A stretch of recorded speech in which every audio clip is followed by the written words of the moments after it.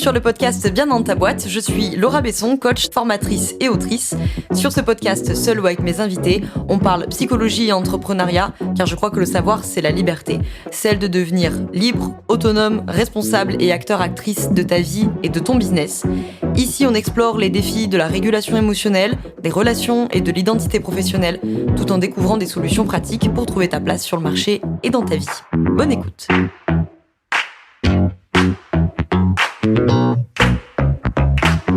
Bonjour à tous, bienvenue dans ce nouvel épisode du podcast Bien dans ta boîte. Aujourd'hui, je vous retrouve pour parler de travail, pour parler de féminisme, pour parler de la place des femmes sur le marché du travail et comment tous ces enjeux peuvent s'entremêler. Et donc, on a Sarah avec nous aujourd'hui pour nous en parler de Power Ta Carrière. Sarah, bonjour à toi, merci d'être là parmi nous aujourd'hui. Merci beaucoup pour l'invitation, Laura.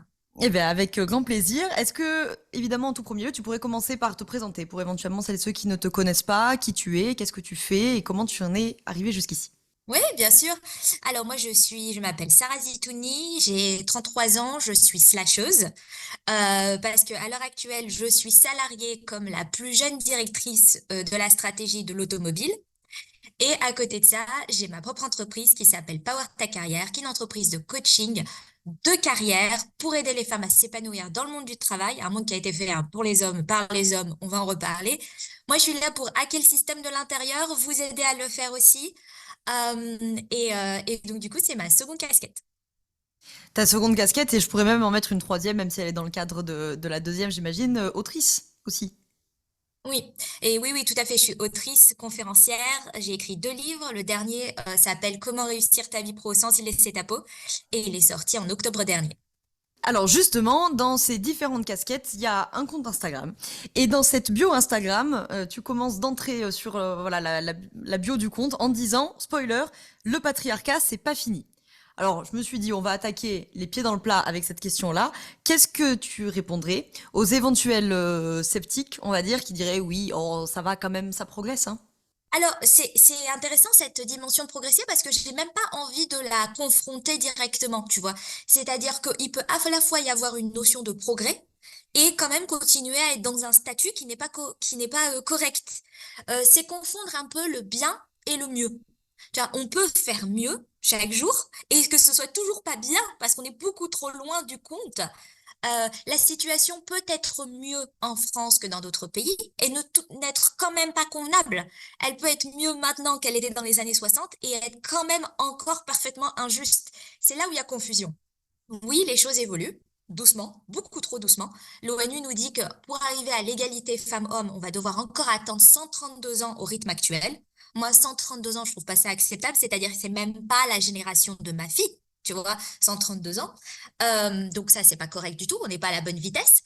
Et puis, en plus de ça, on continue à constater des inégalités salariales qui se réduisent beaucoup trop lentement, voire plus du tout d'ailleurs ces dernières années. À chaque crise, c'est l'occasion de re-questionner les droits des femmes au global. On l'a vu aux États-Unis, hein, avec le fait que le pays est quand même revenu sur le droit à l'avortement, ce qui a d'ailleurs donné le fait que nous, on a été le backlash en France et on l'a introduit dans la Constitution. Voilà. Mais tout ça pour dire qu'en fait, les droits actuels, ils sont pas suffisants et ils sont pas parfaitement acquis et la situation, elle reste fondamentalement injuste. Donc je vais pas questionner si c'est de mieux en mieux, je questionne que le statu quo actuel, on peut pas s'en réjouir. Et alors justement, pour ces personnes qui éventuellement se disent oui, mais quand même ça progresse, etc., qui se disent que bon, qu'est-ce qui reste tant comme inégalité finalement entre hommes et femmes au travail? Alors la liste est interminable, je me doute que tu pourras pas nous en faire une liste exhaustive. Mais si on devait extraire, je sais pas moi, les 3 à 5 plus grosses inégalités dans le monde professionnel entre hommes et femmes. Alors, comme tu dis, il y en a dans tous les champs, hein, et il y a des choses qui sont parfaitement quantifiables, et il y a de nombreuses études qui le font, et il y a des choses qui sont beaucoup plus insidieuses et plus difficiles à quantifier. Ok, mais si on va mentionner quelques-unes quand même. On va mentionner le fait, par exemple, que les femmes sont interrompues 3 fois plus souvent dans une réunion que les hommes. Et quand on sait à quel point la contribution par la parole, hein, ce qu'on est en train de faire là, par exemple, proposer des idées, discuter d'idées, c'est quand même la façon dont notre société se construit et c'est la façon dont les promotions aussi et la mise en valeur se fait en entreprise. Quand tu peux jamais arriver au bout de ton idée, ça va pas du tout. Sans compter qu'en plus, après, quelqu'un d'autre s'en attribue la paternité, puis là, c'est la cata. Il y a aussi ce que je disais, inégalité salariale, hein. En France, on reste très, très, très haut avec 24%, beaucoup, beaucoup de temps partiel subi pour les femmes. C'est-à-dire beaucoup de femmes qui sont en temps partiel, pas du tout par choix, mais parce que soit elles n'ont pas trouvé un poste à temps plein, et là on arrive à une autre inégalité, en fait, le soin des enfants revient encore énormément aux femmes. On a vu que la différence entre le temps de tâches domestiques fait par les hommes et fait par les femmes, ne se réduit pas, en fait. C'est-à-dire que le temps de tâches domestiques familiales se réduit parce qu'on s'est mis à externaliser plus d'activités, hein. Peut-être on a une femme de ménage, peut-être qu'on a les box et l'eau fraîche, peut-être, tu vois, il y a des choses qui font qu'on passe moins de temps à s'occuper de la famille et du foyer. Mais par contre, les hommes, eux, ne passent pas plus de temps à le faire, hein. L'écart, il reste bien identique, tu vois. Donc ça, c'est pas normal. Voilà, et ça impacte le travail, hein, le foyer impacte forcément le travail.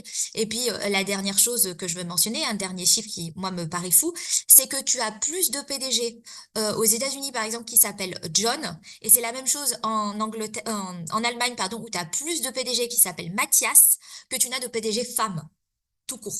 Ça continue à nous montrer qu'en fait, les postes de leadership sont quasiment inaccessibles aux femmes. Et je résiste pas à t'en glisser une petite dernière. Tu m'as dit, hein, tu le savais que j'allais t'en mettre 250, mais je t'en glisse une petite dernière qui est que il y a un truc qui s'appelle la pénalité maternelle. Quand tu as un enfant, tu es payé 6% de moins qu'une femme à poste équivalent, mais qui n'est pas mère.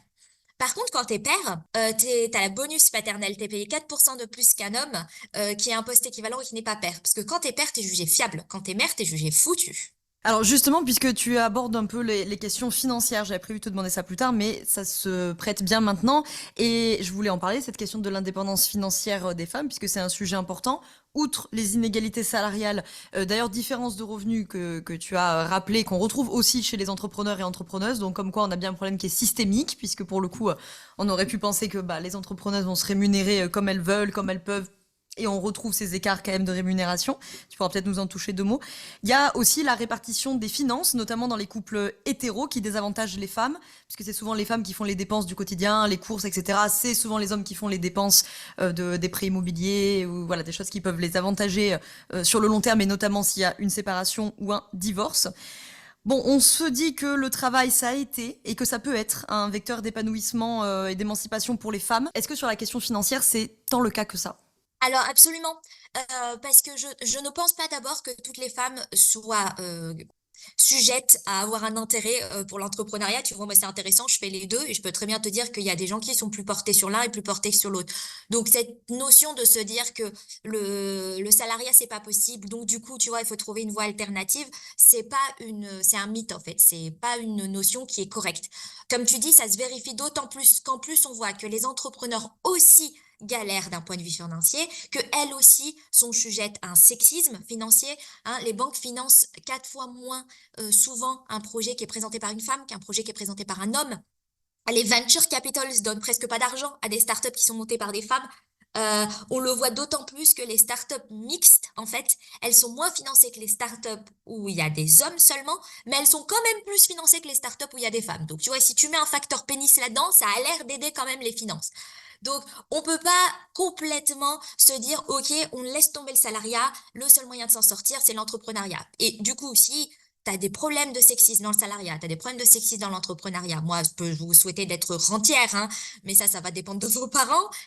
Donc, le seul truc que je peux dire, c'est qu'en fait, il faut complètement qu'on pète ce système. Il faut absolument qu'on transforme tout ça, parce que ce n'est pas acceptable de continuer à se dire, OK, c'est pas grave, les femmes, elles gagnent moins dans leur vie enfin, elles gagnent moins dans leur vie professionnelle, donc elles vont prendre les décisions dans leur vie personnelle et familiale qui vont les rendre encore plus déprimentaires, c'est-à-dire encore plus déficitaires. Je vais prendre le congé maternité parce que j'ai le plus petit salaire des deux. Je vais m'occuper des enfants plus parce que j'ai le plus petit salaire des deux. Ma carrière s'est moins développée que celle de mon compagnon, donc je vais le soutenir et le suivre partout dans le monde quand il va s'expatrier. Et en fait, à la fin, comme tu dis, ça pose des énormes problèmes, surtout si l'unité familiale ne reste pas, tu vois, unie. Si tu te sépares, alors pire de tout, si tu te sépares, parce que le mariage est un peu protecteur en France, le concubinage pas du tout. Et alors, si tu divorces, ça pose quand même des problèmes parce qu'on sait que les femmes récupèrent la garde, que l'éducation d'un enfant, ça coûte beaucoup d'argent et que la pension alimentaire n'est pas calculée sur les sommes dont tu as besoin pour éduquer l'enfant, mais sur les revenus du mari. Et en plus, elles sont rarement payées. J'allais dire, en plus, effectivement, elles sont rarement payées. Alors, sur ce constat pour le moins réjouissant, tu nous dis, il faut donc qu'on pète ce système, qu'on le transforme. Comment on fait? D'abord, d'un point de vue politique, hein, moi j'essaye toujours de parler dans mes livres aussi du problème systémique. Pareil, là récemment, avec Power Ta Carrière, on a sorti une étude faite sur 2300 femmes salariées en France qui explique leurs vraies difficultés au travail, ce qui ne fonctionne pas. Et ce n'est pas, spoiler, le manque d'ambition ou leur manque de confiance, hein, c'est un peu plus compliqué que ça. Et cette étude, hein, vous pouvez la retrouver sur le site de Power Ta Carrière.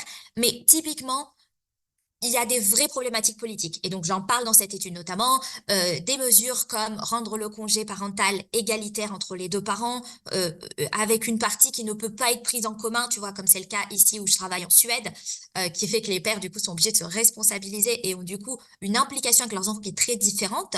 La place de l'enfant tout court est différente. Des mesures aussi comme, ils ont fait l'index égalité pro, là, c'était Marie-Pierre Rixin qui a mis ça en place, bravo à elle. Mais tu vois, il faudrait le rendre public, il faudrait le rendre plus contraignant, il faudrait qu'il y ait plus de facteurs dedans, il faudrait aller plus loin dans ce genre de mesures. Ça, c'est des mesures politiques. Et après, dans les mesures que nous, on peut prendre au quotidien, eh ben, en fait, il faut se rendre compte que chaque pas qu'on prend nous, même avec la difficulté des fois que ça peut enjoindre, ça modèle aussi une nouvelle société. À chaque fois que je négocie mon salaire et que je le négocie de façon très, tu sais, tendue, quoi, que je laisse rien passer, que je suis déterminée à obtenir ma valeur, et ben ça crée un monde où mes petites sœurs, elles vont pas se confronter à les femmes ne négocient pas et du coup c'est normal, on les carotte. Elles vont se retrouver dans une situation où c'est normal que les femmes négocient parce qu'on normalise la situation. Euh, et il y a plein de mesures comme ça. Toutes les fois où je dis non, toutes les fois où je compte mes heures, hein, pour ne pas systématiquement juste faire du bénévolat pour mon patron, c'est des situations où je crée un cadre de travail. Surtout moi maintenant qui suis directrice de la stratégie et donc qui suis leader, et ben c'est aussi montrer par l'exemple ce qui est acceptable dans le monde du travail et ce qui ne l'est pas. Alors justement, pour faire un peu le lien avec ça, de ces injonctions évidemment qui pèsent sur les femmes, avec lesquelles on a grandi, avec lesquelles elles grandissent. Il y a une injonction forte et que je retrouve aussi très souvent chez les entrepreneuses qui nous écoutent, avec lesquelles je change, etc. C'est cette injonction, puis tu en parles dans ton livre, de se faire petite, de se faire discrète, de ne pas se mettre en colère parce que c'est pas joli, c'est pas féminin, c'est que sais-je, autre bullshit du genre. Alors, ma question, c'est quoi les conséquences de ce type d'injonction? Et surtout, je repose la question du qu'est-ce qu'on peut faire? Mon sous-titre, c'est est-ce que ça nous retombe? Enfin, c'est les femmes qui sont victimes principales victimes du système patriarcal. Et c'est du coup encore sur elles que retombe la responsabilité de trouver des solutions, de s'opposer, etc. Donc, surtout avec cette injonction, par exemple, là, de se faire petite, de se faire discrète, si je me retrouve dans cette situation, si je me retrouve intimidée, par exemple, comment je peux faire? Alors, je vais revenir sur un point important dans ta question qui est, c'est quand même terrible que la responsabilité nous incombe, enfin la responsabilité du changement nous incombe à nouveau. Et je dirais pas le contraire, hein, c'est difficile. Et en plus, ça ne veut absolument pas dire que vous êtes on duty, on clock, 24 heures sur 24. Hein. Vous avez le droit de vous dire, tant pis, là je laisse passer parce que ras la quiche, tu vois. Il n'y a pas une exigence qu'il faut absolument être sur le dos tous les jours de l'année. Même moi, tu vois, c'est mon métier avec Power Ta Carrière. Ça fait partie de mon métier en tant que directrice de la stratégie. Et une fois de temps en temps, je dis, bon, là, la vanne, on va la laisser passer. On verra dans 2 jours. J'enverrai un mail au mec pour lui dire que c'était pas normal. Mais tu vois, il y a ça. Donc, mais en même temps, qu'est-ce que tu veux qu'on fasse? C'est-à-dire que comme on est les premières, justement, victimes de ce système, à un moment donné, moi, je pense que ces personnes-là, qui sont vulnérables dans le système, il faut les armer. Il faut leur donner ce qu'il faut. C'est à ça que ça sert. Comment réussir ta vie pro sans y laisser ta peau, mon livre. C'est le guide pour t'armer quand tu vas au travail, et d'ailleurs des entrepreneurs aussi, et je les ai rencontrés en dédicace, hein, qui l'ont acheté, c'est le guide pour t'armer, pour que tous les trucs qui paraissent difficiles, ou qui paraissent pas possibles, ou les mythes que tu crois, on les sabote, on les défonce, et moi je t'arme, et comme ça après, tu vois, c'est plus facile dans la vie. Et oui, la première fois où on dit non, c'est difficile. Mais petit à petit, c'est pour ça que j'ai même mis des phrases, tu vois, telles quelles, toutes faites, que tu peux utiliser au départ quand tu sais pas comment dire non. Mais petit à petit, ça aide et on trouve cette voix qu'on a à l'intérieur de nous qui a toujours été là en fait et que ce côté faire petite oppresse.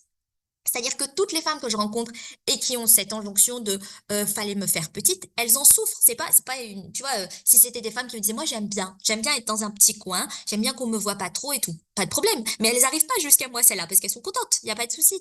Celles qui arrivent jusque là, celles qui nous écoutent aujourd'hui, c'est celles qui disent j'en ai marre de pas avoir ma place. J'en ai marre d'avoir l'impression que juste écarter un peu mes bras, c'est déjà trop prendre de place. J'en ai marre que le moindre mot, le moindre pas, même quand on me fait les pires offenses, même quand on me respecte pas, même quand visiblement on me traite mal, de me rebeller, ce serait mal perçu. Et tu vois, si ça leur convenait, bah tant mieux, mais ça ne leur convient pas.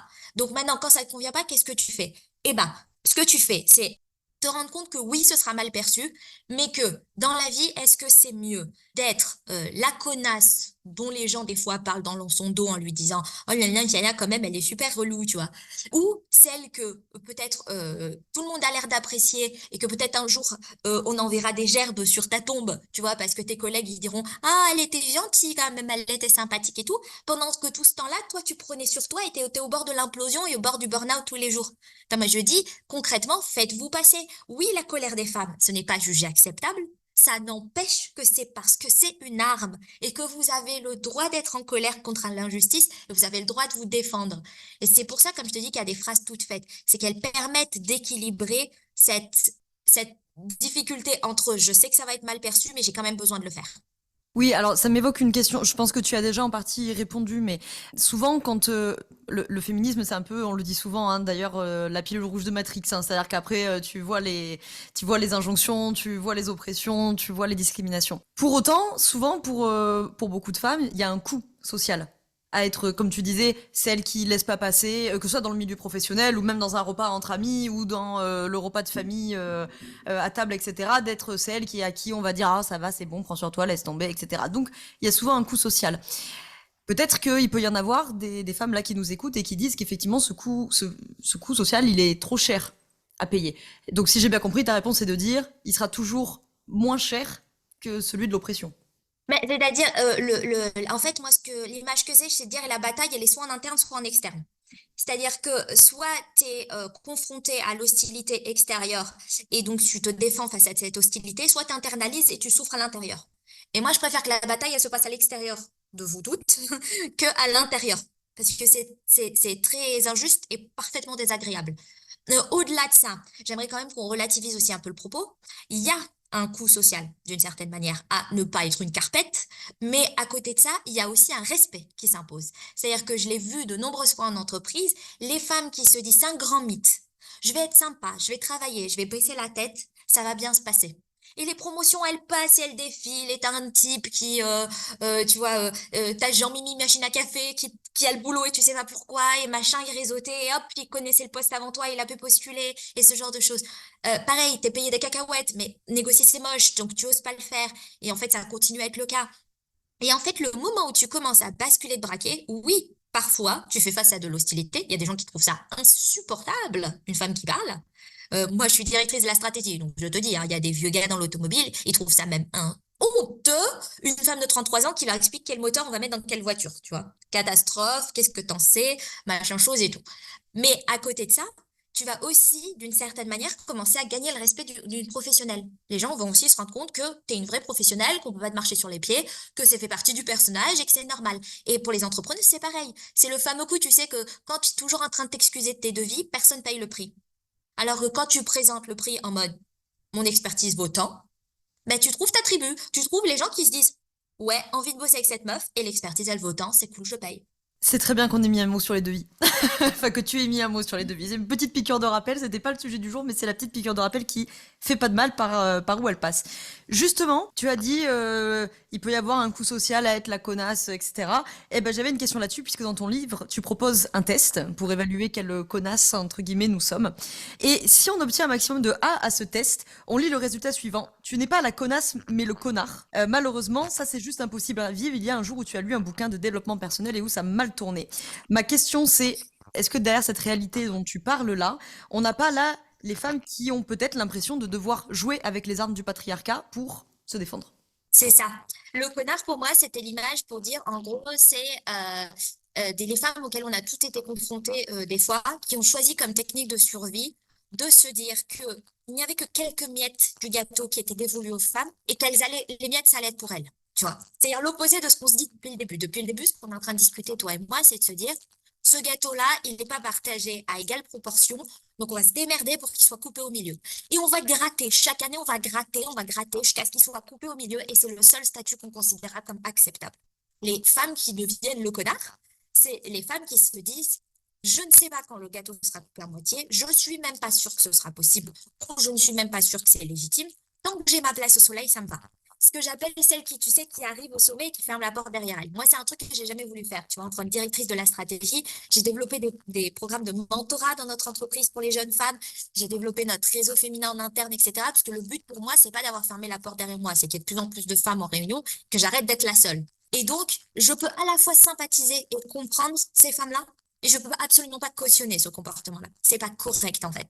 Et ça n'est utile à personne, même pas à elles d'ailleurs. Parce qu'un jour ou l'autre, quelqu'un viendra même leur contester les miettes qu'elles ont. Donc, il n'y a que la sororité qui fonctionne fondamentalement. Oui, eh ben justement, ça tombe bien que tu prononces ce mot-là, puisque j'arrivais à ça. J'entends évidemment la question du sexisme intériorisé dans beaucoup des exemples là que tu peux mentionner. La question de la solidarité, de la sororité, ça me paraît fondamental. Est-ce que tu peux nous en toucher deux mots de cette thématique de la rivalité féminine? Comment est-ce que le patriarcat a intérêt à ce que cette rivalité existe? Comment le patriarcat y tient aussi sur cette rivalité entre les femmes? Et des petites phrases qui peuvent paraître anodines, que des fois on entend dans les entreprises que je préfère travailler avec des hommes, l'ambiance entre les femmes elle est toujours pourrie, bref, toutes ces petites phrases du patriarcat qu'on adore. Ouais. Alors, typiquement, ce qui est intéressant là-dedans, c'est que les femmes, par exemple, c'est la seule catégorie qu'on traite comme une minorité alors que c'est une majorité. C'est-à-dire que dans le monde, les femmes sont majoritaires, hein, c'est un peu au-delà de 51%, je crois, donc c'est une majorité assez flagrante, je veux dire, à l'échelle de 9 milliards d'habitants. Et pourtant, traitées comme inférieures, traitées comme dominées, traitées comme une minorité, ça n'a pas de sens. Et du coup, un des trucs qui fait que ça fonctionne, c'est qu'il faut absolument saboter, tu vois, la cohésion du groupe. D'une certaine manière, c'est un peu ce qu'on voit des fois sur, tu sais, les dimensions patronat-salariat aussi, où on essaye de saboter un peu les liens entre les salariés pour qu'ils aient pas la mauvaise idée de s'associer ensemble et de commencer à réclamer des trucs, tu vois, au leadership, quoi. Donc ici, c'est un peu la même idée. Et c'est ça, tu vois, qui est internalisé comme le... Et puis, c'est aussi lié dans le mythe de la vraie position, et tu vois, on en parlait avec la colère, la vraie position d'une femme, c'est une position de plaire. C'est une position où on essaye de plaire. Donc forcément, on en parlait tout à l'heure, la colère, c'est pas bien, parce que la colère, ça plaît pas, c'est erk. Mais à côté de ça, tu vois, tu as aussi ce truc, bah, pour plaire, c'est un genre de compétition. C'est un peu Miss France tous les jours. Alors c'est Miss France du cerveau, Miss France de la commerciale, mais c'est un peu, tu vois, et c'est fou hein, d'ailleurs hein, qu'on ait encore ce concours, parce que moi, tu vois, j'habite en Suède, il n'y a pas de Miss Suède, parce qu'on considère que c'est pas normal comme schéma. Mais en l'occurrence, c'est ça qui crée et qui entretient cette rivalité depuis petite, depuis ado. Et donc après, je peux pas forcément en vouloir, tu vois, des femmes qui, une fois adultes, en arrivent là. Tu parlais tout à l'heure de pilule rouge. Alors, c'est rigolo comme image, en plus que les masculinistes l'utilisent aussi. Matrix a fini dans les mains de tout le monde, hein. Mais du coup, tu vois, c'est un peu ce truc, c'est qu'une fois que tu découvres qu'en fait, les autres femmes ne sont pas des ennemis, elles sont pas là pour te faire du mal, que en fait, le système fonctionne pas et que le système est détrimental pour tout le monde, alors tu n'as plus besoin de voir tout le monde comme des ennemis. Par rapport à cette histoire de moi, je préfère bosser avec des hommes, les hommes, ils sont pas drama, les femmes, elles sont drama. Alors, je vais mettre ça au clair tout de suite. Ça fait 11 ans que je travaille dans l'automobile, c'était mon rêve, tu vois. Je voulais absolument bosser là-bas. C'est un des secteurs où c'est le plus drama au quotidien. Il y a des mecs dont je connais le nom de leur maîtresse, je les ai jamais croisés au bureau. Il y a des gars qui bitchent sur des gars toute la journée à la machine à café. Il y a des jeux de pouvoir et de politique en permanence pour savoir qui va prendre le poste au leadership. Et en fait, c'est juste que quand c'est les hommes qui le font, on se dit que c'est de la politique, et quand c'est les femmes qui le font, on se dit que c'est Gossip Girl. Mais c'est Gossip Girl pareil, en fait. Et vraiment, hein, si je peux vous détromper là-dessus, moi j'ai bossé dans des équipes où il y avait quasiment jamais de femmes, et quand il y avait des femmes, franchement, ça m'a plutôt fait plaisir. Et ça empêchait pas du tout le bitchage, hein. Et je vais même rajouter un truc là-dessus. Il y a des études en fait qui ont été faites et qui montrent que ce qui pose problème, c'est les groupes homogènes. Pas du tout le fait que ce soit des femmes ou des hommes. Si c'est un groupe homogène d'hommes et qu'il n'y a pas de femmes dedans ou trop peu, le taux de cortisol, donc de stress dans le sang, est plus élevé. Et pareil, si c'est un groupe que de femmes, en fait, ce qui aide les gens à ne pas être stressés, c'est l'hétérogénéité. Et justement, puisque ça me fait penser dans les conseils d'administration des grandes entreprises où on a encore la problématique de n'avoir que des hommes ou quasiment que des hommes, euh, qu'est-ce qu'on peut faire politiquement, de manière systémique, de manière collégiale, pour les faire rentrer, ces femmes, dans les conseils d'administration et dans les postes du pouvoir, des postes de pouvoir de manière générale, en fait? Et bah, tu sais, ce qui est intéressant, Laura, c'est qu'on s'est souvent posé cette question et du coup, on a souvent mis des quotas là-dessus. On s'est dit, par exemple, tu vois, dans mon entreprise, le COMEX, il est paritaire. Et donc, on se dit, yeah, bien joué, le COMEX, il est paritaire, sauf que 20% de femmes, 21, je crois, au dernier compte dans mon entreprise. Tu fais, oula, pourquoi elles sont toutes là-haut? Il y en a nulle part ailleurs. Qu'est-ce que c'est que cette affaire? Et en fait, c'est parce que on s'est rendu compte il y a quelques années, tu en parlais beaucoup, beaucoup, beaucoup de plafond de verre, sauf que la sociologie féministe, qui a avancé, qui a fait des études supplémentaires, s'est rendu compte qu'il y avait un problème largement avant. Et c'est ce qu'on appelle l'échelon manquant. L'échelon manquant, faut penser à une échelle, tu vois, c'est la corporate ladder, comme ils disent en anglais. Donc, il y a l'échelle qui te fait monter les postes hiérarchiques, et en fait, tu as le tout premier maillon, qui est quand tu deviens chef d'équipe. Et puis tu as le premier manager. Et en fait, à ce premier maillon, on promeut déjà 87 femmes pour 100 hommes, tous secteurs confondus. Donc, en fait, à ce niveau-là, tu as déjà un problème parce que tu as déjà réduit le pool. Et donc ensuite, ce qui se passe, c'est qu'en fait, plus tu montes dans les maillons, plus tu as réduit le pool. Et donc, quand tu arrives à un moment où tu es à ces postes de leadership tout en haut de l'entreprise, bah, les entreprises, elles peuvent te dire, sans mauvaise foi pour le coup, mais en fait, on aimerait rendre notre COMEX paritaire, mais on ne sait pas où les trouver, les nanas, parce qu'il n'y en a pas dans le ranch ou presque pas. Ou alors, elles sont déjà au COMEX, tu vois. Et en fait, ça t'explique que le problème, il faut aussi le percevoir. C'est pour ça que j'ai voulu faire ce livre qui s'adresse à des femmes qui sont pas forcément, tu vois, dirigeantes. Parce que le problème, il faut aussi le voir dans le quotidien. Il faut aussi le voir dès le début. Ça va pas magiquement se résoudre au niveau du COMEX. Oui, clairement. Ça me fait penser dans tous ces, comment dirais-je, ces inégalités qu'on peut constater et où on a des fois du mal à identifier le facteur ou les facteurs, parce que c'est rarement une cause unique, mais les facteurs en amont qui expliquent le pourquoi du comment. Ça me fait penser à beaucoup d'études, tu sais, qui avaient été publiées, qui montraient l'organisation, par exemple, des villes, comment les villes sont pensées par les hommes, pour les Exact. hommes, etc. Ou la place prise par les hommes dans les transports en commun, par exemple, puisque tu parlais tout à l'heure aussi de ça. Est-ce qu'on retrouve ça dans le monde de l'entreprise? Est-ce qu'on a aussi des locaux, des entreprises pensées par les hommes, pour les hommes qui prennent plus d'espace physique? Alors, c'est tout à fait vrai ce que tu dis. Il y avait aussi les cours de récréation, hein, Les parce cours, qu'on ouais. a tous connu les garçons qui jouent au foot et du coup, ils prennent Mm. 90. Tu sais que c'est encore vrai pour ma nièce, hein. Ma nièce a 10 ans et donc je suis allée la chercher à l'école et les garçons continuent à jouer au foot et prendre 90% de la cour et les filles, elles sont dans un coin, tu Mm. sais, en train de faire de la corde à sauter, d'essayer de pas trop gêner tout le monde, quoi. Donc, c'est assez terrifiant que ça ait toujours pas changé, ce truc. Euh, pour rebondir là-dessus, il s'avère que la place en entreprise, c'est souvent la place vocale. C'est la place dans l'audio, en fait. Et c'est ce que je te disais, les hommes parlent plus que les femmes en réunion et les interrompent 3 fois plus aussi. Et donc, tu as créé ce prenage de place, tu vois. Ça crée j'envahis l'espace et je laisse pas l'espace à l'hétérogénéité. Et c'est d'autant plus vrai quand t'as pas beaucoup de femmes en réunion. Parce que si t'en as qu'une, c'est un token. Donc c'est bien, elle est là, elle décore un peu, tu vois, genre, oh, on n'est pas tout seul, tu vois, il y a une femme. Mais c'est difficile pour elle de s'imposer, surtout si personne ne fait de... Parce qu'on a tous internalisé des biais sexistes et genrés. Donc si on fait pas un effort conscient, en plus, même les femmes s'interrompent entre elles. Donc tu vois, si on fait pas un effort conscient de se dire, je suis la personne qui lead ce meeting, je ne vais pas laisser les gens s'interrompre dans mon meeting, je vais leur dire, tu laisses machine finir et ensuite, je te donne la parole. Alors, d'emblée, c'est comme ça que ça se passe. Et tu vois, ces exemples que tu citais, ça me fait penser à un qui est dans l'automobile. Mon milieu, c'est très frappant et très angoissant. Mais pendant des années, en fait, on a fait des crash tests qui étaient basés sur Homo conductus, on va dire, moyen. Et Homo conductus moyen, pour nous, c'est un homme d'1 m 75 et 85 kilos. Donc, c'est un crash test demi hein, qui est fait 1 m 75, 85 kilos. On voyait pas le problème. La régulation voyait pas le problème. La norme voyait pas le problème. Les sociologues ont vu le problème parce que elles notamment, ont fait des études et elles se sont rendues compte que les femmes étaient impliquées moins souvent dans des accidents et elles étaient impliquées moins souvent dans des accidents graves. Mais quand elles étaient impliquées dans un accident grave, elles avaient une probabilité d'être gravement blessées ou décédées beaucoup plus importante. Et donc, on a dû, tu vois, revenir en arrière. Bordel, qu'est-ce qu'on a bien pu faire pour que ça se passe comme ça? Et on s'est rendu compte que c'est le mannequin de crash test qui va pas parce que les femmes, en fait, étant plus petites et plus légères, elles sont assises plus près du volant pour atteindre les pédales. Donc, elles prennent des plus gros chocs. Même l'airbag, il y avait beaucoup de traumas faciaux qu'on comprenait pas. L'airbag sort trop fort pour quelqu'un qui est aussi près et qui a un petit visage. Donc, tu vois, on s'est retrouvé à devoir en panique mettre en place des mesures, genre des airbags qui sont à 2 niveaux et qui détectent le poids dans le siège, des choses comme ça.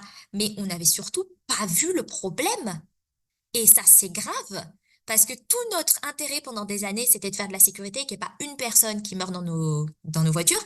Et quand on s'est rendu compte que les personnes qui mouraient encore dans les voitures, c'était des femmes, il n'y a qu'à ce moment-là qu'on a commencé à se rendre compte que notre homo moyen, là, il n'était pas du tout valable. Et ça, tu vois, ça va avec plein de choses comme ça en entreprise qui posent problème parce qu'il y a un manque de diversité. Oui, je voulais aussi rebondir tout à l'heure tu sais, quand on parlait de sexisme intériorisé ou des femmes qui tentent dans la mesure du possible de jouer avec les armes du patriarcat pour s'en sortir. Ça me fait penser aussi à une étude, notamment sur les femmes politiques, qui montre, alors, quand il y en a, et qui montrait que les années passant, on voyait ces femmes se masculiniser et avoir de plus en plus des costumes bleu marine, noirs, se couper les cheveux, moins se maquiller, etc. pour rentrer un peu dans les codes de la masculinité. Est-ce que ça t'évoque quelque chose, ce point-là? Ouais, il y a une étude aussi qui est sortie récemment qui montrait que les femmes dans une position de leadership, et ça va vous faire marrer ceux qui écoutent ce podcast, que vous allez voir que je tombe pas du tout dans la catégorie, ont une voix plus grave.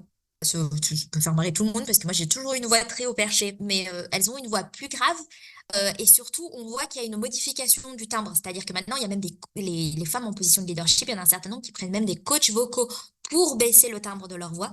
Et c'était à mettre en parallèle en plus avec un autre phénomène très intéressant où aux États-Unis, les évangélistes et tu sais, tous les fondamentalistes religieux chrétiens, en fait, au contraire, on éduque les filles, et donc tu le vois sur certaines épouses de politiciens américains, à garder leur baby voice. Donc, elles font des interviews tout entières avec cette voix très chuchotée, très haut perché, très enfantin. Tu sais, les enfants, en fait, même les filles muent à un moment donné quand même un peu, et la voix se pose plus grave, quoi. Et en fait, elle garde cette voix d'avant la mue, qui est forcée donc, hein, qui ruine un peu la gorge apparemment. Et donc c'est pour te montrer comment tu vois, souvent même sur des choses comme ça, tu as des enjeux. C'est-à-dire, c'est à ça que ça me fait penser ce que tu dis, c'est tu as des enjeux de timbre de voix. Je sais que c'est Léa Salamé aussi qui expliquait que c'est la première femme à une matinale radio et que avant qu'elle rejoigne la matinale radio, on lui disait non mais les femmes en matinale c'est compliqué parce que les gens ils aiment pas la voix des femmes et c'est désagréable le matin. C'est pas relaxant quoi. Ben oui, en même temps, on se rend pas compte. J'en rigole nerveusement parce que c'est vrai que c'est des choses où on pourrait se dire quand même, ça paraît délirant qu'on aille encore dire ça à quelqu'un comme Léa Salamé, effectivement, matinale la plus écoutée de France d'ailleurs, si je ne dis pas de bêtises. Alors ma question, enfin mon ensemble de questions plutôt, qui vient, peut-être que nos auditrices là se disent, c'est super, je suis 100% d'accord avec Sarah, Sarah a raison, Sarah elle va nous changer le patriarcat et les féministes d'une manière générale. Mais en attendant, moi, demain matin, je vais au boulot, dans ma boîte ou, enfin, salarié ou entrepreneur, peu importe. Et en attendant, qu'est-ce que je fais? Parce que maintenant, j'ai conscience que je suis aussi le produit de dizaines et de dizaines d'années à l'échelle de votre vie et beaucoup plus que ça, d'injonctions de poids, etc. Donc, j'ai conscience que j'ai pas à me faire discrète, j'ai conscience que j'ai pas à me faire couper la parole, j'ai conscience que, gna, gna, gna. Mais comment je fais pour m'outiller, pour m'armer? Alors, je comprends tout à fait et je préférerais d'ailleurs que, tu vois, nos auditrices, elles sont en train de se dire Go, alors maintenant, c'est quoi la solution? Plutôt qu'il y en ait qui sont en train d'essayer de s'ouvrir les veines, tu vois, avec des cuillères rouillées, hein. Tout le monde reste avec nous, ça va bien se passer parce que le constat est pas ouf, mais ça va pas dire qu'on n'a pas des solutions. Alors, tu vois, typiquement, le premier truc, c'est de déconstruire tous les mythes et les injonctions qu'on a reçus. Tant que tu crois que c'est normal, tu continues à faire avec et tu comprends pas pourquoi ça fonctionne pas comme tu veux et c'est désespérant. Donc c'est pour ça qu'on passe du temps avec ce constat, c'est pour ça qu'on passe du temps à déconstruire ces injonctions, c'est pour qu'il n'y en ait pas encore qui se disent bah c'est ma faute, c'est ma responsabilité, je me suis plantée à cause de moi en fait. De complètement individualiser cette question alors qu'elle est très systémique. Ça, c'est le premier point. Le deuxième point, tu vois, il y a des choses très concrètes. Par exemple, je veux dire non. Tu vois, demain, tu arrives et t'as un mec, il est là, on revient sur les devis, il veut négocier ton devis, et alors il veut pas juste le négocier, il veut le tabasser, tu vois, ton devis. Et tu veux lui dire non, c'est pas possible, c'est pas correct. Eh ben, il y a des possibilités pour dire non de façon ferme, qui fonctionnent et qui sont assertives, pas agressives. Un exemple, moi je pense qu'on peut dire merci 14 fois d'affilée pour dire non. C'est un truc que j'aime bien faire. Parce que c'est très difficile de s'énerver contre quelqu'un qui dit merci. Tu peux dire merci de cet email, j'espère qu'il vous trouve bien, j'ai pris en compte votre requête, ce sera pas possible de baisser le devis. Ou tu vois, ça peut être un truc genre, je le propose souvent en négociation de salaire, je dis, tu vois, quelqu'un il te fait une offre et c'est pas l'offre que tu veux. Et du coup, tu appliques, ça s'appelle de l'étiquetage. Tu appliques une étiquette dessus pour qu'ils se sentent obligés de s'y conformer. Un truc, par exemple, c'est de dire merci pour ton offre généreuse, alors que c'était pas généreux. Mais merci pour ton offre généreuse. On est en train de progresser dans la bonne direction. Il serait bon quand même de prendre en compte X, Y, Z. Tu vois, tu remets tes arguments sur le tapis. Et je pense qu'on peut, tu vois, trouver une offre qui nous convienne à tous les deux. Et ça, tu vois, c'est une façon de dire merci, non merci, quoi. Ça, c'est des choses concrètes. Une autre chose concrète aussi, comptez vos heures, que vous soyez entrepreneur ou salarié, comptez vos heures. Vous n'êtes pas censé être hustle culture, il faut que ça s'arrête 5 minutes. Vous n'êtes pas censé vous buter au travail. Et à l'opposé, si vous êtes entrepreneuse, que vous dirigez votre boîte, etc., vous avez le droit d'avoir des plages de travail qui sont solides et ininterrompues. C'est pas parce que vous travaillez de la maison, par exemple, que ça devient une excuse pour refaire les machines à laver, c'est moi qui vais chercher les gosses plus tôt, etc. Donc typiquement, tu vois, ces trucs-là, à nouveau, dites non, même à votre partenaire. C'est marrant, tu vois, parce que j'ai coaché une femme qui était salariée et qui maintenant va être porteuse de la flamme olympique à Paris 2024, qui avait un énorme manque de confiance, savait pas dire non, disait oui à tout, people pleasing total, machin. Et au fur et à mesure qu'on avançait dans le coaching, elle se retrouve à dire non à son mari, genre, ce week-end, je lui ai dit que je fais, oula, je fais pas de problème conjugal, moi. Mais tu vois, en fait, dire non, t'apprends et puis tu le fais partout après, tu vois. Tu le fais à tes potes qui abusent, ton chef qui abuse, etc. Alors justement, dans le registre ceux qui abusent, qu'est-ce que tu peux dire à nos auditrices qui peuvent éventuellement se trouver confrontées J'ai envie de dire, il y a deux questions en une. La première, c'est peut-être à la fatigabilité d'avoir la sensation de faire l'éducation de leur patron, de leur mari, de leurs cousins, de leurs frères, de leurs oncles, que sais-je. Petit 1 et petit 2 qui se retrouvent dans la situation au repas entre amis ou en famille du fameux not all men. De oui, non mais attends, ton patron, d'accord, mais moi, je suis pas comme ça. Alors, c'est hyper intéressant parce que je trouve que ce truc, c'est ta position, elle évolue avec le temps. Au début, je m'embrouillais avec plein de gens. Au début, je faisais l'éducation, je me prenais la tête, je recommandais les couilles sur la table, tu ressors les mêmes listes de podcasts 14 fois. Puis au bout d'un moment, tu te rends compte que les gens, ils y vont pas, ils les écoutent pas, ils lisent pas les bouquins. Tu sais, il y a plein de bouquins formidables qui sont sortis. Je parle pas que du mien, qui est très très cool. Mais tu vois, Lucille qui est Le prix à payer, très cool, bouquin très cool sur l'éducation financière et les inégalités femmes-hommes. Qu'est-ce que je peux te citer d'autre comme livre? Enfin, tu vois, il y a plein de trucs extraordinaires qui sont sortis. Hein. Invisible Woman, Caroline Criado Pérez, d'où je tiens mon anecdote de l'automobile et aussi malheureusement de l'interne. Et il y en a d'autres là-dedans, plein de bouquins super cool. Les gens s'éduquent pas, donc matériau, il existe. Donc maintenant, tu vois, ma position, c'est d'abord, j'ai le droit au repos et j'ai le droit d'être tranquille aussi. Donc, si je suis dans une soirée, je suis pas là pour représenter Power ta carrière. Une fois de temps en temps, il y a quelqu'un qui essaye de m'embrouiller sur le sujet ou qui veut lancer le sujet. Et j'ai aucun problème, tu vois, on revient sur dire non, poser des limites, à dire à la personne, j'ai pas envie d'en parler ce soir. Non, mais tu peux avoir ton avis et ton opinion. Ça m'intéresse pas. J'ai pas envie d'en parler, en fait. Parce que vous avez le droit de pas avoir envie d'en parler à la table de Noël, quoi. Un truc que j'avais mis en place une année à Noël qui était rigolo, j'avais mis en place un bingo. Comme ça, au lieu d'en parler, on s'envoyait les cartes de bingo sur Power Ta Carrière. Alors, il y a plein de Power qui m'ont envoyé des bingos, ils étaient à moitié pleins et ils étaient pas arrivés au dessert, tu vois. Mais ça peut être une façon un peu drôle de détourner le sujet. Et puis surtout, vous n'avez pas la charge de l'éducation des autres. Quand on vous dit poser des limites pour vous-même, ça ne veut pas dire que soudainement c'est pour que vous changiez la vie de tout le monde. En fait, c'est déjà pour vous préserver vous-même, quoi. Quand vous dites non à quelqu'un, s'il trouve ça inadmissible qu'une femme ait le droit de dire non, vous n'avez pas à l'éduquer sur le fait que vous êtes un être humain normal. Juste continuer à dire non et noter mentalement que cette personne ne sera peut-être pas un invité à votre mariage, quoi. C'est clair. Et alors, du coup, qu'est-ce qu'on fait avec le Not All Men? Alors, si vous voulez vraiment répondre à la question, donc moi déjà en général, il y a deux, trois arguments comme ça. Quand on arrive là, je considère que le débat il est à peu près fini et que la personne elle n'est pas prête à entendre des trucs et que bon tant pis, et, tu sais, ils en arriveront quelque part. Parce que à côté de ça, on peut voir les progrès, comme on disait, tu vois, tout le monde était là, crime passionnel quand j'étais Hmm. petite et Oui. que Marie Trintignant a été tuée. Et puis tu vois, maintenant, les gens ils disent féminicide et ça leur arrache plus la tête. Il y a plein de trucs qui vont passer comme ça et rentrer dans le langage, tu vois. Là, tout le monde a envie de crever sur l'écriture inclusive, mais d'ici à 10 ans, les gens, ils s'en foutront et ce sera partout, ce sera normal. Donc, faut voir aussi que, si tu veux, c'est une force et que cette force du collectif, elle va avancer de toutes les façons. Donc, il y a ça. Alors, bon, quand on arrive à Not All Men, moi, j'abandonne un peu, mais si vous voulez pas abandonner, cette explication de Not All Men, j'ai trouvé des choses qui étaient intéressantes dessus. Par exemple, il y a des gens qui ont comme réponse de dire, si tu te retrouves dans une pièce avec plein de serpents venimeux, enfin plein de serpents, et qu'il y en a que quelques-uns qui sont venimeux, à quel point tu te sens confortable?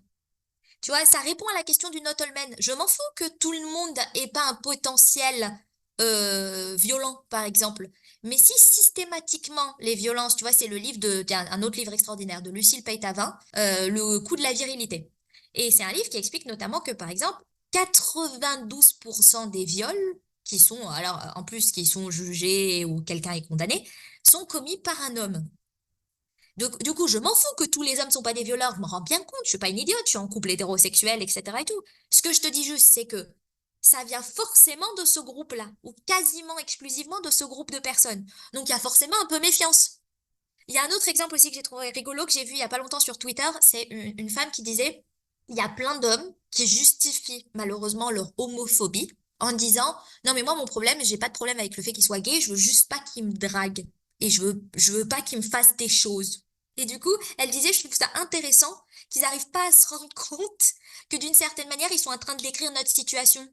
En fait, la situation de non mais en fait, j'ai pas de problème avec les hommes en général, je veux juste pas qu'ils me harcèlent, je veux pas qu'ils me fassent un truc que je veux pas. Et tu vois, eux c'est ce qu'ils disent, je veux pas qu'ils me draguent et que je le veuille pas, je veux pas qu'ils me harcèlent, je veux pas qu'ils me touchent. Oui, bah oui, mais t'as le droit de pas le vouloir. Et d'ailleurs, les gays ne le font pas, dans l'essentiel ne le font pas. Les lesbiennes dans l'essentiel ne le font pas. Elles n'harcèlent pas sexuellement les femmes dans la rue. Donc, c'est intéressant, tu vois, qu'ils aient ce ressenti personnel, mais qu'ils n'arrivent pas à le traduire à un autre groupe social. Oui, est-ce qu'on n'a pas là aussi le phénomène qui avait... Ben, je sais pas si c'est pas, tu sais, la chercheuse qui avait fait les recherches sur les cours de récré, qui montrait aussi justement que l'apprentissage de l'empathie, que les petites filles très très vite sont éduquées à l'empathie, à se mettre à la place de l'autre, etc. Et que les petits garçons, non. Alors j'en parle dans le livre, mais tu vois, il y a une étude de l'Université de Stockholm qui montre que s'ils servent à manger aux petites filles, aux petits garçons en même temps, à l'âge de 4 ans, dans les maternelles, dans un plat commun, les petites filles mangent moins que les petits garçons parce qu'elles font plus attention que tout le monde soit bien servi à table. Et qu'en fait, du coup, il y a vraiment des maternelles à Stockholm où ils ont choisi, à partir de cette étude, de faire des réfectoires qui sont non mixtes. En fait, ils servent les petites filles et les petits garçons séparément le midi pour être sûr qu'elles mangent mieux. Parce que du coup, quand il y a un plat et qu'elles font toute attention, bah elles se servent toutes bien en fait.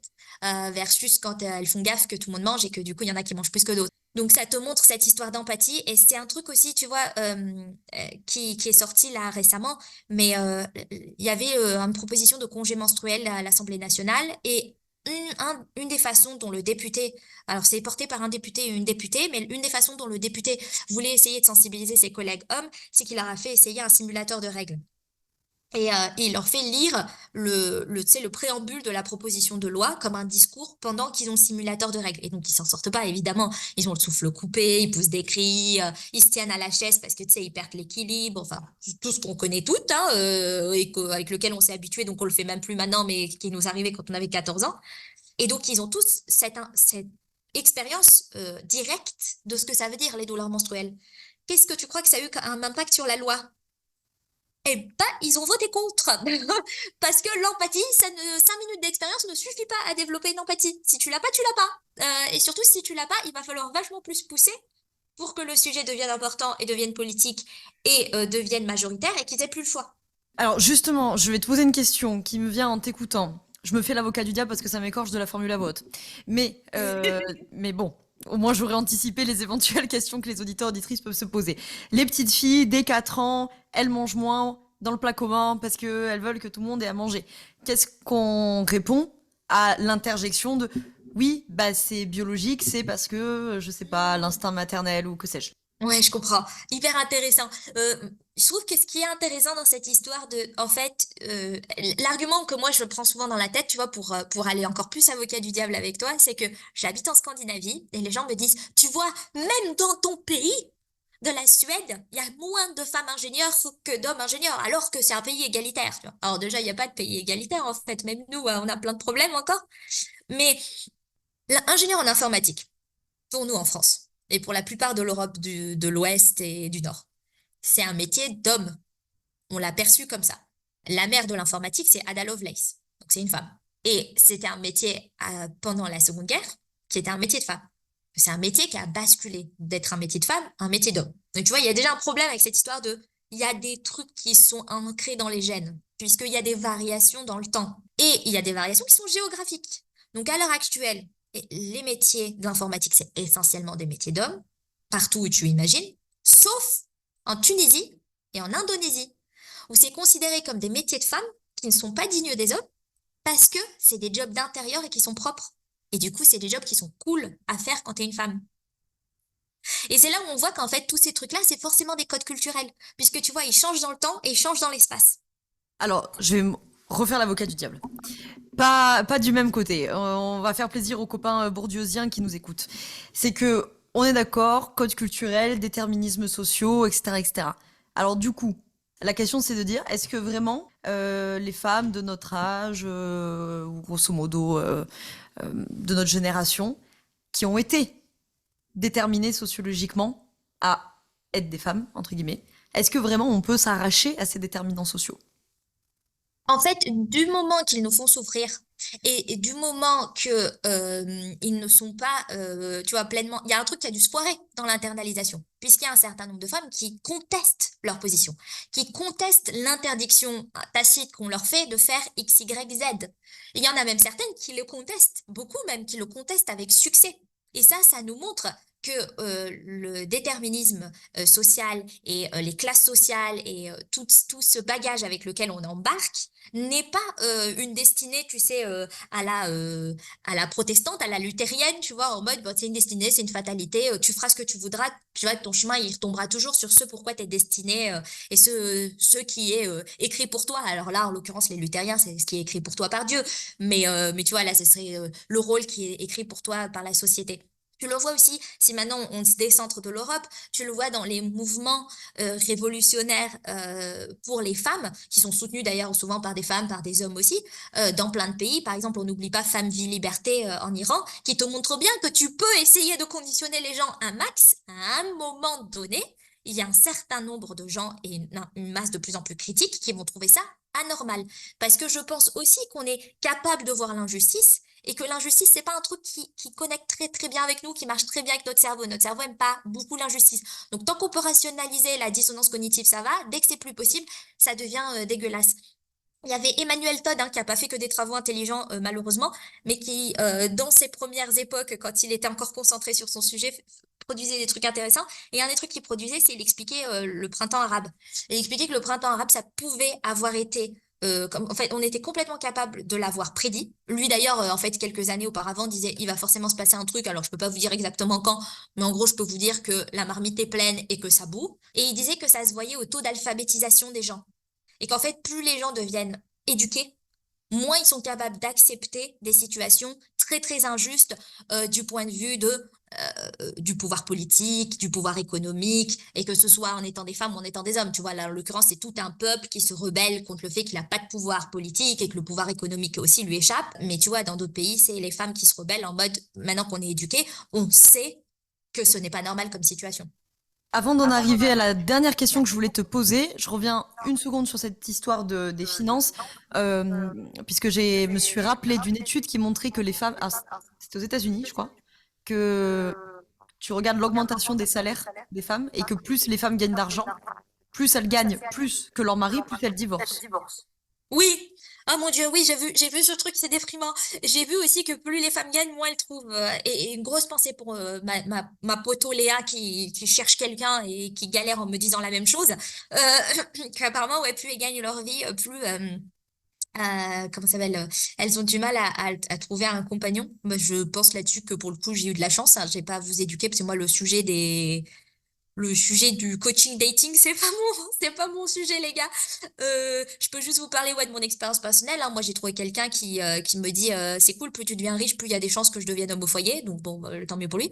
Par contre, le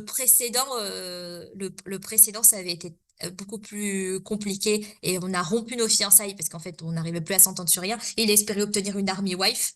Ceux qui me connaissent un tout petit peu ou même qui me connaissent d'Instagram se disent quoi? C'était toi le casting pour l'Army Wife? Ouais, mais raté, le casting foiré.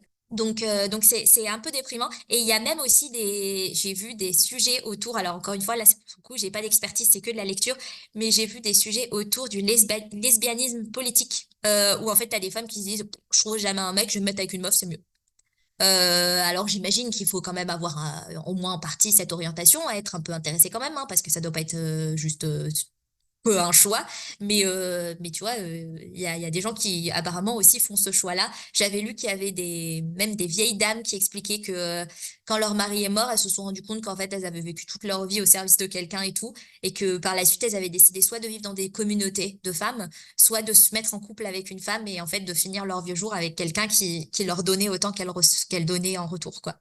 Pour finir sur une note positive et actionnable, je te propose de coupler ce truc-là avec une paraphrase de ton bouquin, les deux, trois conseils pour terminer cet épisode que tu peux donner à nos auditrices pour réussir leur vie pro sans y laisser leur peau. Ouais, pas de souci. Alors, laissez tomber complètement le mythe de la méritocratie. C'est pas les gens qui bossent le plus qui réussissent le mieux, c'est les gens qui sont capables de faire leur autopromo. Beyoncé, Rihanna, Taylor Swift font leur autopromo.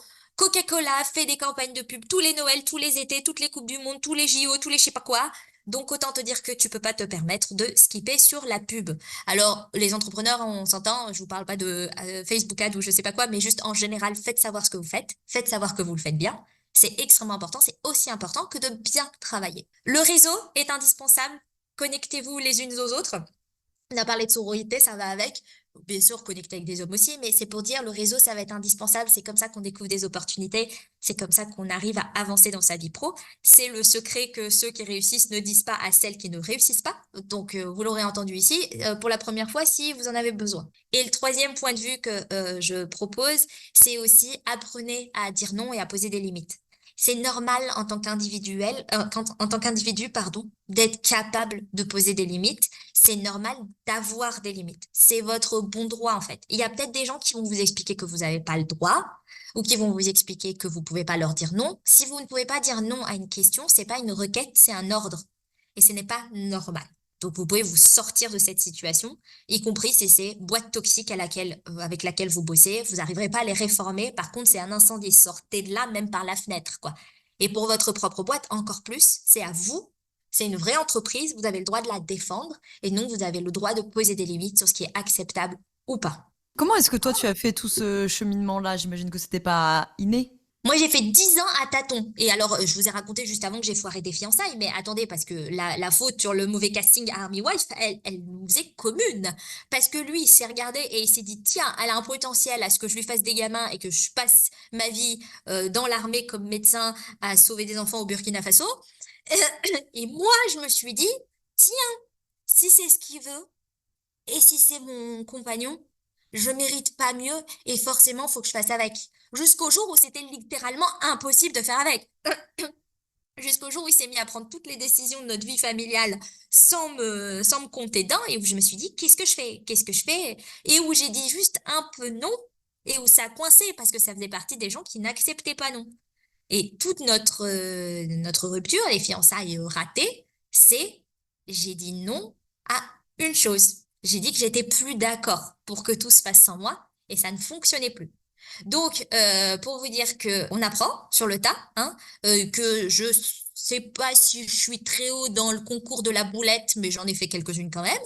Un burn-out à 21 ans, rompu des fiançailles à 24, on est bien dans la boulette. Donc vous inquiétez pas. Et puis c'est aussi l'intérêt, tu vois, de Power ta carrière sur Instagram et du livre Comment réussir ta vie pro sans y laisser ta peau. C'est, je vous partage, il y en a encore plus hein, des boulettes en transparence là-dedans. Je vous partage toutes les conneries que j'ai fait et à chaque fois pourquoi ça n'a pas marché. Et comme ça, vous faites pas celle-là. Vous prenez comme conseil et vous appliquez le truc qui est correct direct. Et puis vous faites des boulettes plus loin sur le chemin et vous racontez aux petites sœurs. C'est un peu l'idée, quoi. C'est un peu l'idée. Mais quand tu parles justement dans le premier conseil que tu as donné de l'autopromo, ça pourrait marcher aussi pour le réseau. Souvent, ce que je peux entendre des entrepreneuses avec lesquelles j'échange, c'est je le sais qu'il faut que je fasse mon autopromo. Je sais qu'il faut que je fasse du réseau, mais j'ai peur, mais j'ose pas, mais je me sens nulle, mais je me sens inférieure, mais et donc toute cette capacité que tu as, bah, justement à faire ton autopromo, à parler de ton bouquin, à parler de la boîte, etc. J'imagine que tu l'as appris, bien sûr, avec les années. Comment on fait pour apprendre ça pour celles qui nous écoutent et qui n'osent pas le faire? Ah ben, comme je te dis, en fait, c'était un des intérêts de faire un livre, c'était vraiment cette idée de je vais vous filer les clés parce que j'ai pas envie que vous tâtonniez, que vous fassiez du trial and error et test and learn comme j'ai fait moi. Le but du jeu, c'est que vous n'ayez plus à faire le test and learn. On vous dit, hein, ça marchait pas, c'était très très nul, ça marchait, ça marche encore mieux. Et vous pouvez prendre là-dedans. Pour donner un exemple sur le réseau, vous avez tout ce qu'il faut pour avoir un réseau correct, mesdames. Parce que un réseau correct, c'est quoi? C'est des gens sur lesquels tu peux compter qui t'apprécient et qui ont envie de te soutenir, et qui eux ont eux-mêmes des connexions et un réseau dont tu pourras aussi bénéficier, ce qui est un peu le cas de tout le monde, tu vois. Et souvent, on se dit, mais en fait, pour réseauter, tu sais, il faut sortir de son corps et faire des trucs super bizarres, genre envoyer des cold messages et parler à des gens qu'on connaît pas, etc. Alors qu'en fait, les femmes réseautent très, très bien naturellement quand il s'agit pas de leur propre intérêt. C'est-à-dire que, par exemple, si vous cherchez, on va parler aux mères, elles vont comprendre. Vous cherchez la meilleure école publique pour votre gamin. Vous voulez savoir la ce collège là ou l'autre collège de quartier, les deux machins là, lequel est bon, lequel est dégueulasse, dans lequel les profs fonctionnent bien, dans lequel ils ont des bons résultats, etc. Là, vous allez réseauter, vous allez parler au comité des parents d'élèves, vous allez parler à la voisine qui a eu un gamin qui était allé là-bas, et puis vous allez parler à une autre voisine, et puis vous allez vous connecter à un groupe Facebook, etc. Mais c'est pas une affaire de pas savoir faire. C'est une affaire de pas vouloir se le mettre à son propre service parce qu'on pense qu'on le mérite pas. Mais ça, tu vois, c'est une autre question. Tout ça me paraît super pratico-pratique. Donc, je suis ravie pour nos auditrices, principalement, parce que je pense que voilà, elles pourront récupérer plein de conseils à appliquer concrètement. Et puis, évidemment, il y a tout le travail de fond. Ça fait aussi partie de ton métier, du coaching, de tout le travail de fond, j'imagine, hein, pour déconstruire toutes les croyances qui sont là et qui leur enquiquinent la vie, par exemple, sur faire son autopromotion, etc. Avant qu'on se quitte, est-ce que tu voudrais rajouter quelque chose? Est-ce que tu as un mot de la fin? Est-ce qu'il y a quelque chose dont on n'a pas parlé, dont tu voulais parler? Eh ben, le mot de la fin pour toutes les powers tout le temps, c'est que c'est hyper important pour moi de vous dire à chaque fois, tu mérites le meilleur. Et tu vois, ça va avec notre sujet précédent, mais c'est vrai. Il faut se convaincre, tu mérites le meilleur, pas la moitié du meilleur, pas les miettes, pas un petit bout. Tu mérites le meilleur en entier pour toi dans ta vie. Très bien. Bah, écoute, c'est une très belle note de fin. Merci beaucoup, Sarah, d'avoir répondu à mes questions et d'être venue nous parler de tout ça. On a tous les liens, bien sûr, en description pour retrouver les bouquins dont tu as parlé, le tien, bien entendu, et puis ton site, l'étude dont tu nous as parlé. Bref, tous les liens y sont. Merci beaucoup d'avoir été là et à très bientôt. Merci beaucoup, Laura.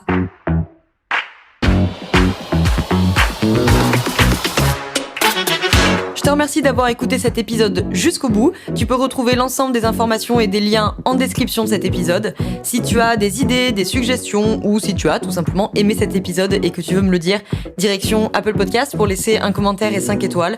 C'est ce qui permet au podcast d'aider plus de personnes et ça permet aussi de me soutenir. Tu peux aussi partager cet épisode à un entrepreneur ou une entrepreneuse qui pourrait en avoir besoin. Je te souhaite une très belle journée ou une très belle soirée selon quand tu m'écoutes et surtout, je te souhaite d'être bien dans ta boîte. Ciao, ciao.